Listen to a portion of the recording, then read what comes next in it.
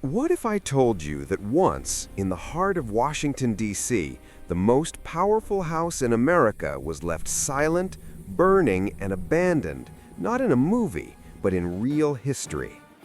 In August of 1814, the United States was still a young and uncertain nation, barely 3 decades removed from its revolution.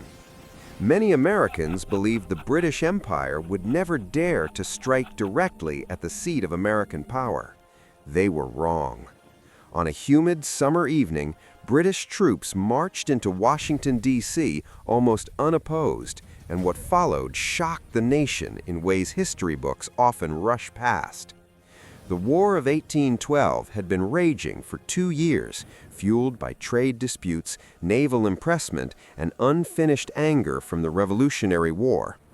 While Americans celebrated a recent victory at the Battle of Lake Erie, they failed to notice the danger creeping toward their capital. British forces, led by Major General Robert Ross, landed in Maryland and moved steadily toward Washington. American defenses were poorly organized, undertrained, and badly led.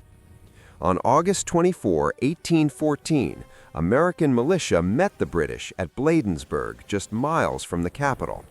The battle became known as the Bladensburg Races because U.S. forces fled in panic. President James Madison himself was present on the battlefield and was forced to retreat, the only sitting U.S. president ever to flee an invading army. That night, British troops entered Washington, D.C. The city was eerily quiet. Government officials had already escaped, taking important documents with them. First, the British set fire to the U.S. Capitol, still under construction. Flames lit up the night sky, melting the library inside and collapsing wooden interiors. Next, they marched to the president's house. Inside the White House, First Lady Dolly Madison had remained until the last possible moment. She famously ordered the rescue of a full-size portrait of George Washington, believing it symbolized the spirit of the nation. Hours later, British soldiers dined using the president's tableware, then set the building ablaze. The White House burned so fiercely that its stone walls were scorched black, and rainstorms later extinguished the flames, not American resistance. The destruction didn't end there. The Treasury, War Department, and other government buildings were burned, sending a chilling message: the United States was vulnerable. Shock spread across the country. Newspapers questioned whether the Republic could survive. Some feared the government might collapse entirely. Yet something unexpected happened. Instead of breaking the nation, the attack hardened American resolve. Within weeks, Americans rallied.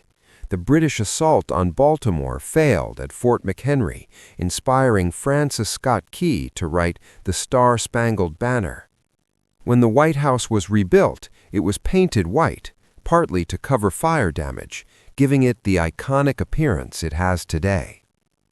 This forgotten moment reminds Americans that the nation was not born invincible.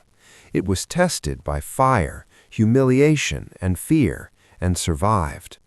The night the White House burned was not just an act of war, but a turning point that forced the United States to define its identity, resilience, and determination to endure against even the greatest empire of its time.